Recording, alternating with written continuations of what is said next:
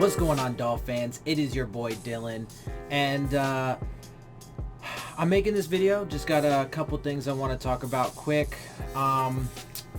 Some things that could be possibly related to the Dolphins. We'll have to wait and see how things play out. But let's go ahead and get into it. So the first thing that I wanted to mention, there is one thing specific to the Dolphins as of right now I want to talk about. But the first thing I wanted to mention was that Tua put out a video, of him doing a workout, throwing the ball. He looks like he can move around pretty well, which is obviously good news. All of his medicals have been, as everybody says, like above standards and ahead of schedule and all that stuff, which I take pause with that because I would rather have guys sit longer than what is necessary to ensure that they are going to be healthy, especially somebody like him who is shown to be quite injury prone at this point. And again, just because, he's healthy doesn't mean that, he won't get injured again. So that could be a concern going down the road. But, the fact that he is getting healthier and seems to be performing all right in those drills and looking, pretty solid and smooth overall, that could tempt the Dolphins to take him at some point. Now, there's obviously all these different mock drafts and, all this discussion about, what are the Dolphins what are they going to do? Are they going to move up? Are they going to stay put? I personally don't think that it's feasible that if the Dolphins stood at number 5, here's part of the reason why I think they're going to trade up, because I don't think that, any of the quarterbacks that they want are going to be there at 5, right? Theoretically, there could be, but I'm fairly certain that whether it's one of the teams that are ahead of us right now or a team that jumps ahead of us, the top signal callers, Burrow, Tua, and Herbert, are all likely to go within that top 5. And even if they don't, I'm not sure that Stephen Ross wants to take that chance. I mean, look at everything that they've done in free agency. Again,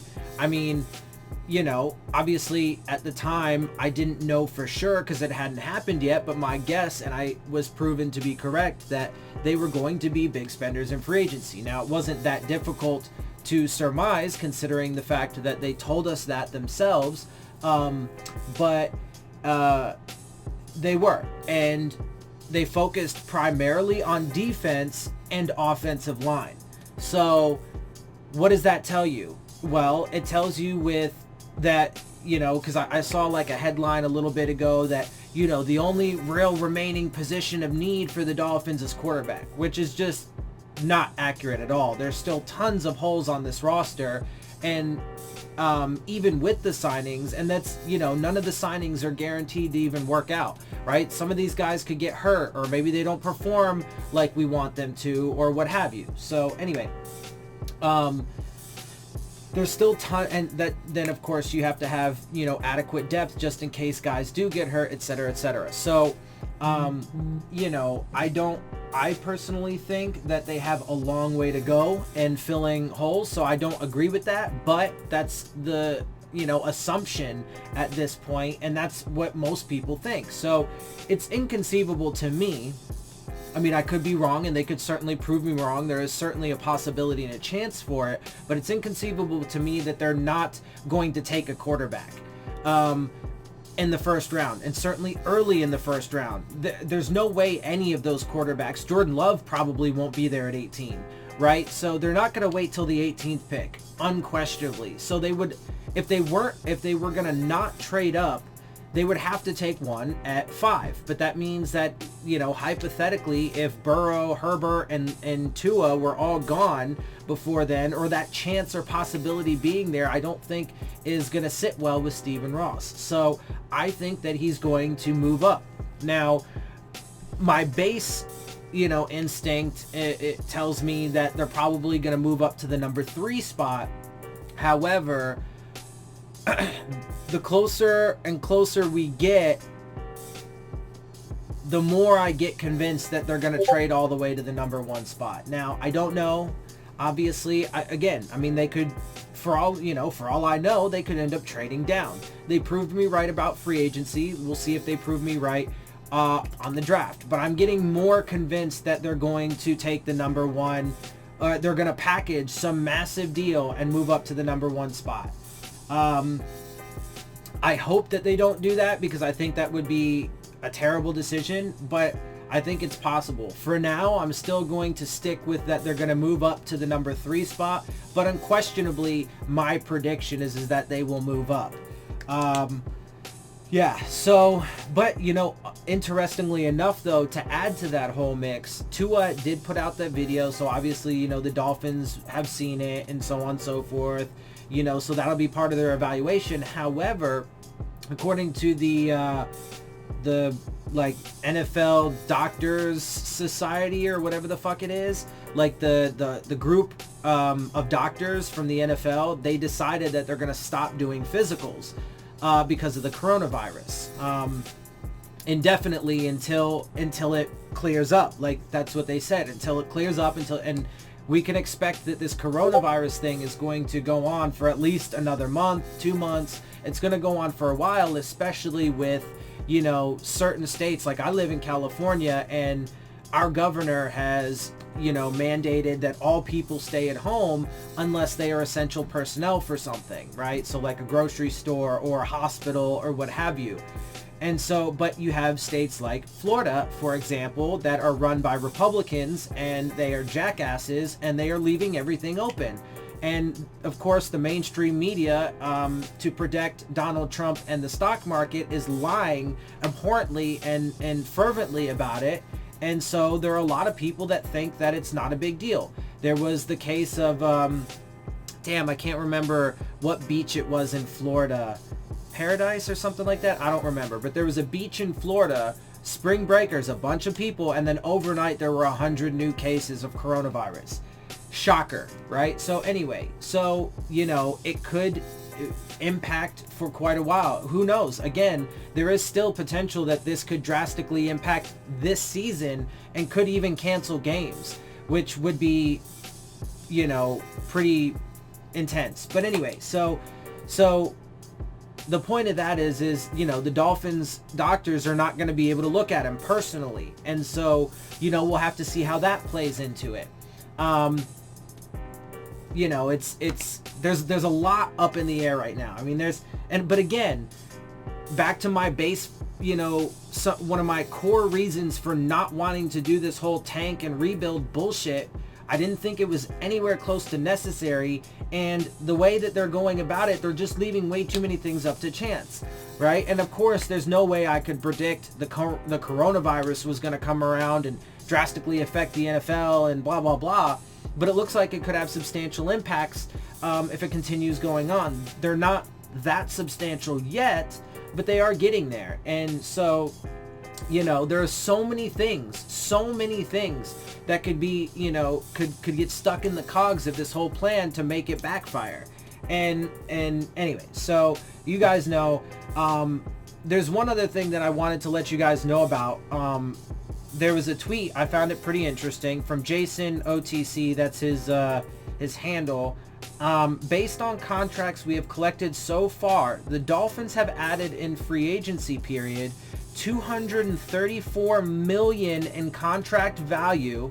That's the most in the NFL. $146 million in injury guarantees, also most in the NFL. $123 million in full guarantees, also first in the NFL. And $87 million in payroll for this season, for 2020. Which is, of course, also first in the NFL. And then he adds just at the bottom of it, have to think they must add a quarterback in the draft. Again, so that's why, look, I mean, there is a chance that they could prove me wrong here, but they're going to move up and they're going to get a quarterback. That's like pretty much all they have their eyes set on at this point. And then, of course, they're going to, you know, fill some of the other holes for young developmental players, blah, blah, blah, with the rest of the picks they have. But they're going to give a substantial amount of capital away, probably including a chunk of their, you know, early draft capital, multiple first rounds, maybe some seconds, whatever, you know, to move up and get a quarterback. But I wanted to give you those numbers because just to show you how much the Dolphins blew through their cap space. all these well, not all of them. Like the last couple contracts they gave to, you know, Ted Karras, and there was one other one that was Emmanuel Ogbah, maybe.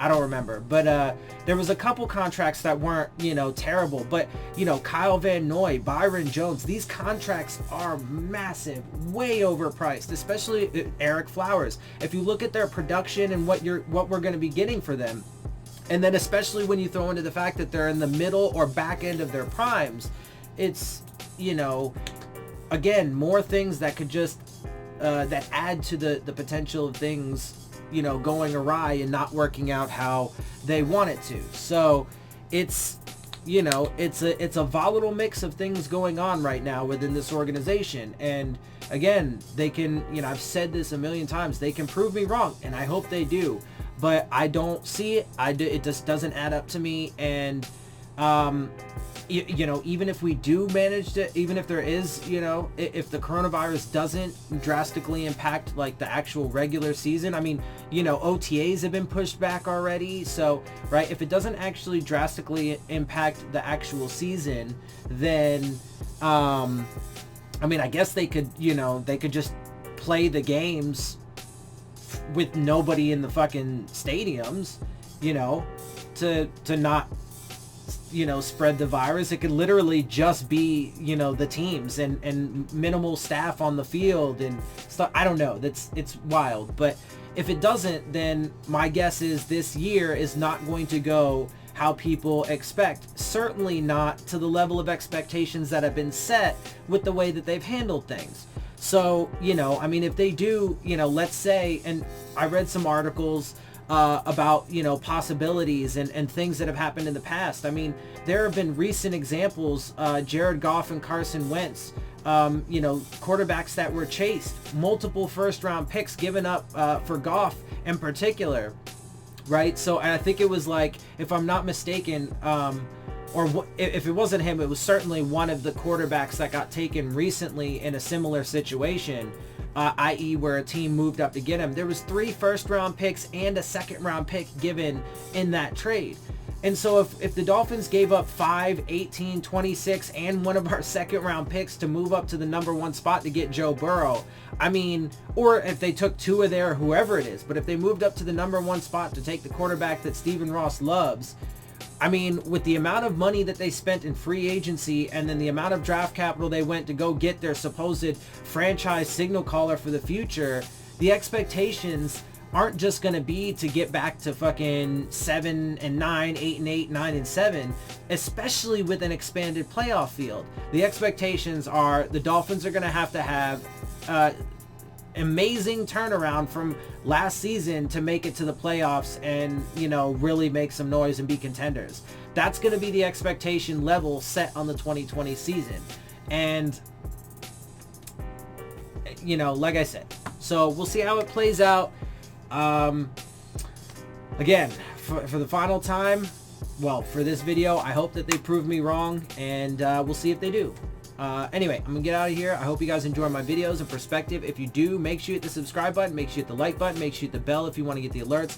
Leave your questions, comments, and concerns down in the comments section. And of course, as always, make sure you follow me on Twitter at Dillon Tartaro. And with that, I am out. I'll see y'all soon. Fins up.